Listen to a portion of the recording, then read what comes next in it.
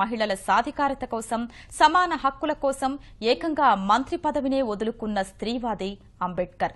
సమాజ ప్రగతి స్త్రీలు సాధించిన ప్రగతిపై ఆధారపడి ఉంటుందన్న అభ్యుదయవాది.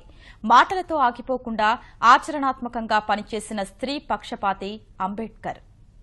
ఆచారాలు, మత విశ్వాసాల కారణంగా భారతీయ సమాజంలో దయనీయంగా మారిన స్త్రీకి విముక్తి కల్పించాలని తప్పించాడు.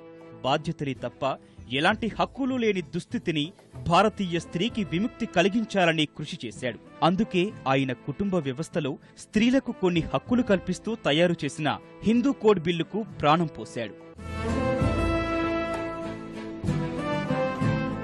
కుటుంబంలో మగపిల్లలతో సమానంగా ఆడపిల్లలకు సమాన హక్కులు ఉండాలి. పిల్లలను దత్తత చేసుకునే హక్కు, దత్తత ఇచ్చే హక్కు స్త్రీలకు ఉండాలి.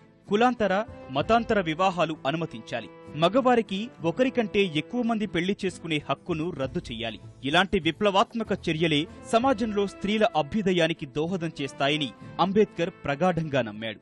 అందుకనుగుణంగానే కేంద్ర న్యాయమంత్రిగా ఉన్న సమయంలో హిందూ కోడ్ను రూపొందించి ఆమోదం కోసం శతవిధాలా ప్రయత్నించాడు. స్త్రీలకు సమాన హక్కులు కల్పించే ఈ బిల్లు కోసమే ఆయన ఎన్నో అవమానాలు సహించి కూడా మంత్రి పదవిలో కొనసాగాడు. హిందూ కోడ్ బిల్లును తయారు చేస్తున్నారన్న విషయం తెలిసినాటి నుంచే దేశంలోని సంప్రదాయవాదులు గగ్గోలు పెట్టారు. ప్రతిఘటించేందుకు ఎన్నో ప్రయత్నాలు చేశారు.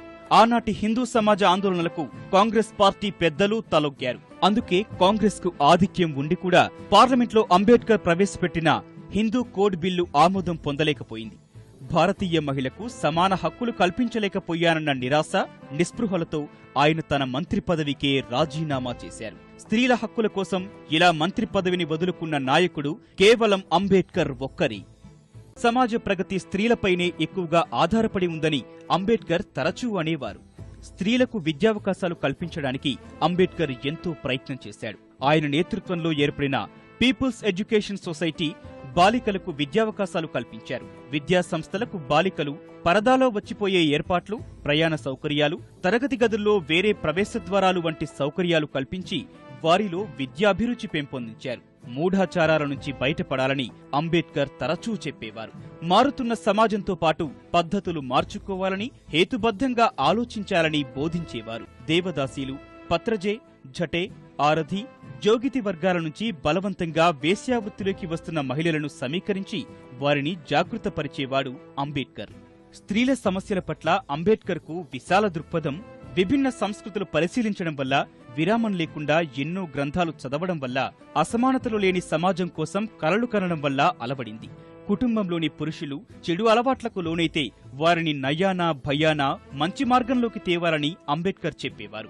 భర్త ఎలాంటి వాడైనా సహించి అతనికి విధేయంగా ఉండనక్కర్లేదనేవారాయన.